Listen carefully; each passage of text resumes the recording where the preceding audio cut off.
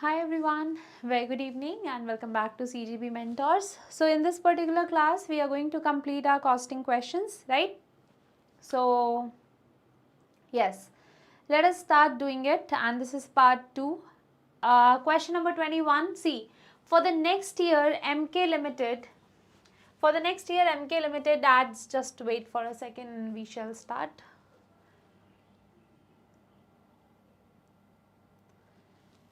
Yes. Here we are talking about an organization. MK Limited adds a new product Y, selling price is 50, variable cost is 10, okay. Contribution from product X is 24, directly contribution has been given to you. The sales mix is 7:3. If the 7 units of X is sold, then 3 units of Y is sold. This is the ratio, and the total fixed cost are 6,66,600. Now using the weighted contribution method, you have been asked what would be the total break even quantity. दोनों products की साथ में what is going to be the break even quantity. So let's have a look, let's solve the question. So contribution per unit, see, for unit X, that is product X, 24. For product Y, it is 40. Now sales mix contribution is 7 units of product X and 3 units of product Y. This is the total contribution. Okay, let's solve the questions, right? So weighted contribution per unit would be 288 divided by 10, that is 28.8 rupees. That is your weighted contribution. How this 10 has occurred? So 7 quantity taken from here, 3 quantity of Y taken from here, 10. Right, so that is the answer. Now BEP, how we will be able to find out? Fixed cost is given, weighted contribution, you have to just divide. This is your fixed cost, which is already given to you in the question, 6,66,600 divided by 28.8. This is the weighted contribution that we have already calculated. So the correct answer, it is going to be 23,146 units. Now out of this, what would be the quantity of X and what would be the quantity of Y? That is the total quantity, 23,146. Out of that, X का quantity कितना होगा? We'll just a second, wait.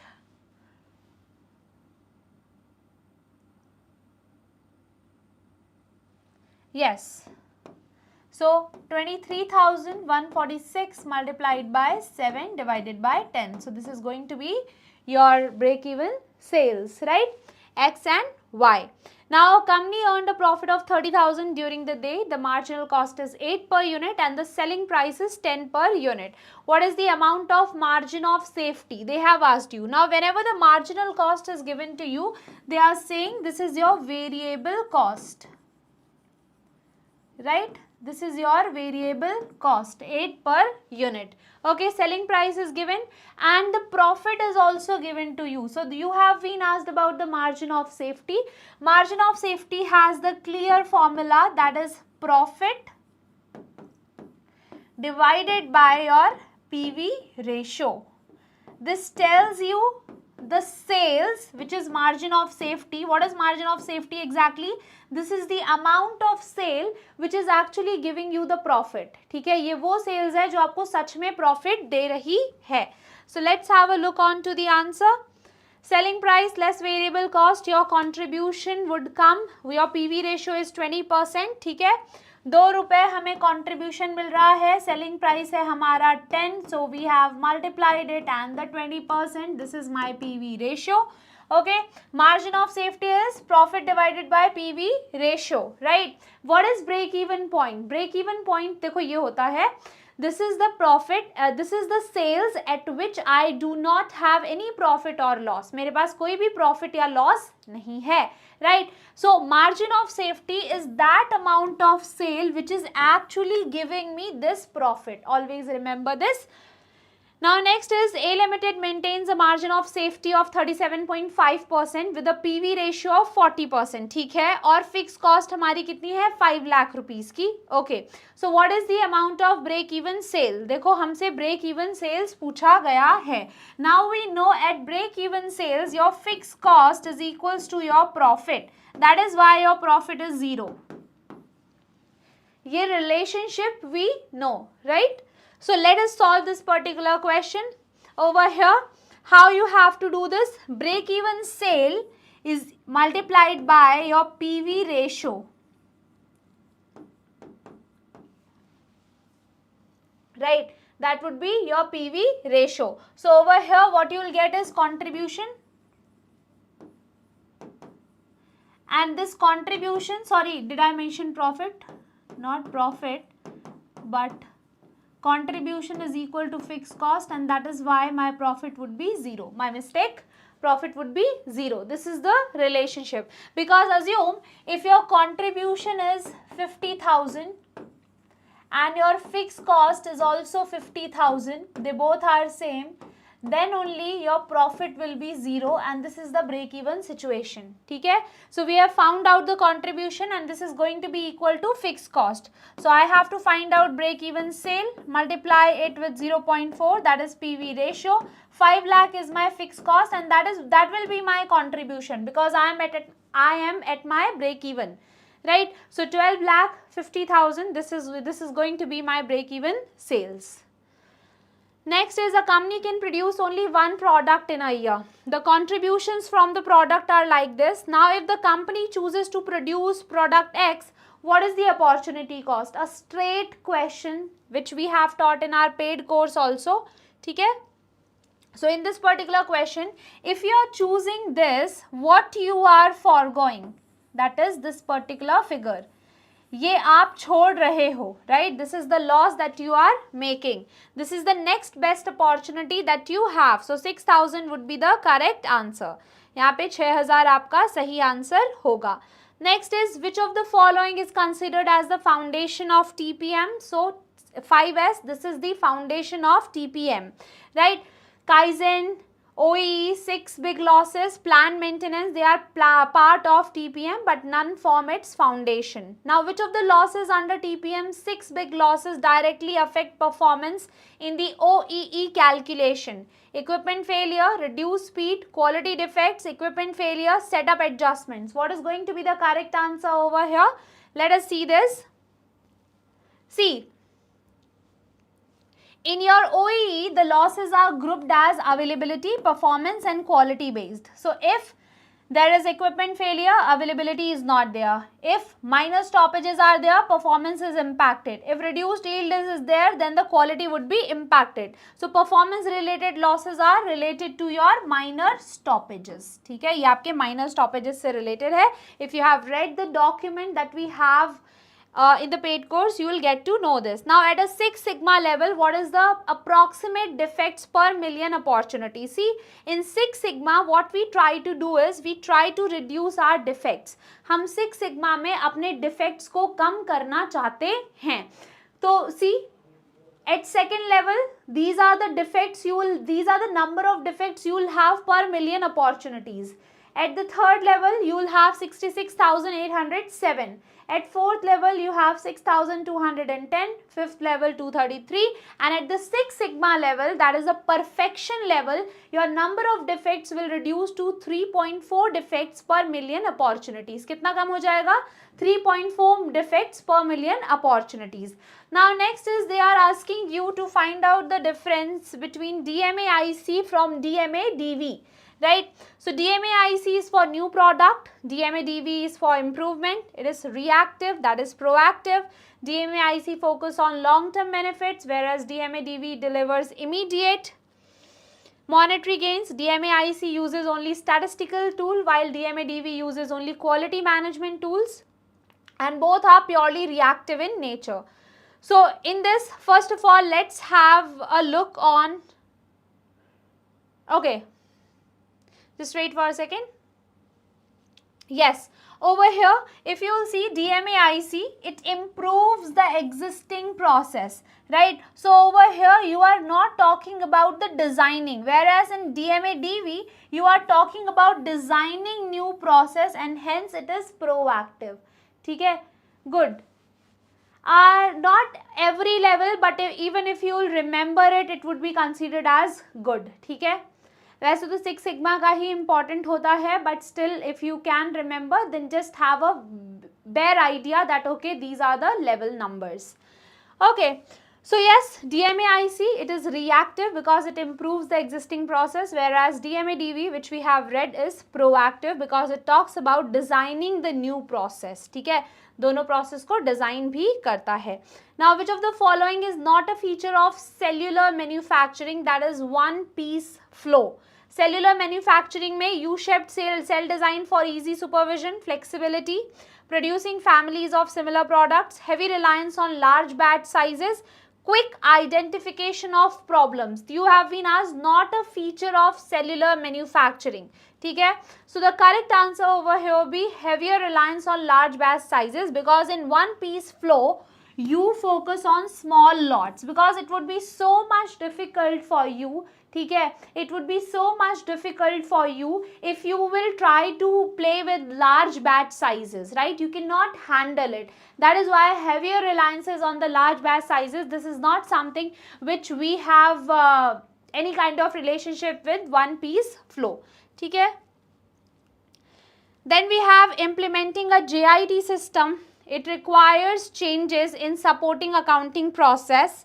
Okay, which of the following best reflects the accounting adaptation in JIT environment? Payment to suppliers made for every shipment, with receiving paperwork kept for each delivery. Payments are made on single consolidated monthly invoice. Payments are deferred until finished goods are sold to end customer. Payments to suppliers are calculated related to machine utilization, and payments are made after reconciling the piece rate, output and direct labor variances. Now tell me, the answer is correctly visible if you understand the JIT methodology.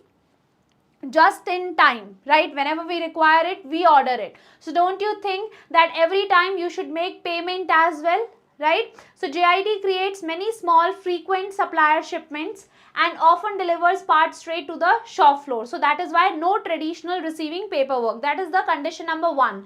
And to avoid this, accounting commonly switches to the consolidated periodic payments. ठीक है, consolidated periodic payments में आप switch कर जाते हैं.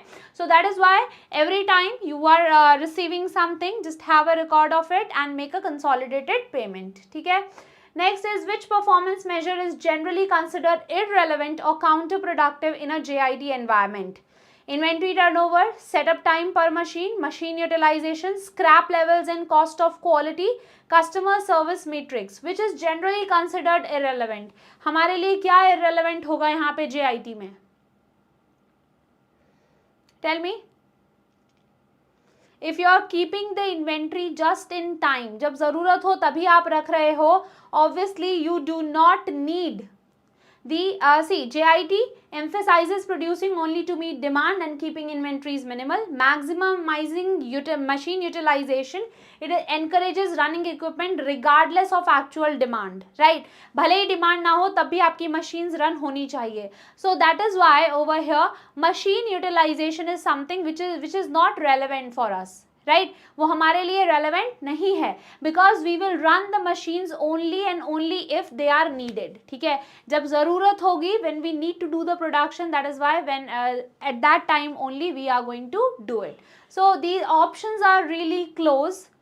ठीक है, the options are really close. See, why you think that scrap control is irrelevant? Scrap control is important because we want to measure the efficiency. हम measure करना चाहते हैं efficiency, that whatever input you are getting, how you are able to generate output out of it. Machine कितनी चल रही है, that is not a concern for us, right? Now, which of the following describes the primary limitation of back flushing inventory in a JIT system? Data entry is required. System automatically perfectly adjusted scraps. Inventory balances can become inaccurate because of back flushing updating only when the finished goods are recorded. Back flushing forces accounting to tie payments to machine utilization. Customer demand forecasting errors can be there. Out of this, they have asked you which is the primary limitation. नहीं, कम होगा. So that is relevant thing ना. You have to identify that whether the scrap is reducing or not. Scrap कम हो रहा है नहीं, that is the important metric for us. Now, which of the following describes the primary limitation of back flushing inventory? So the correct answer over here is The back flushing post component usage only when the finished good is completed, and that is why production totals can be misreported, component inventories can remain overstated or misstated, right? So this is what the problem is. ये आपका problem है that inventory can become inaccurate because I am doing the back accounting. Back accounting means first I will sell the finished goods, then I'll see that what is the consumption that have taken place. So until and unless this is not reported, I will never be able to get my raw material inventory level, and sometimes it can be misreported. ठीक है? Sometimes it can be misreported. This was what the back flushing is.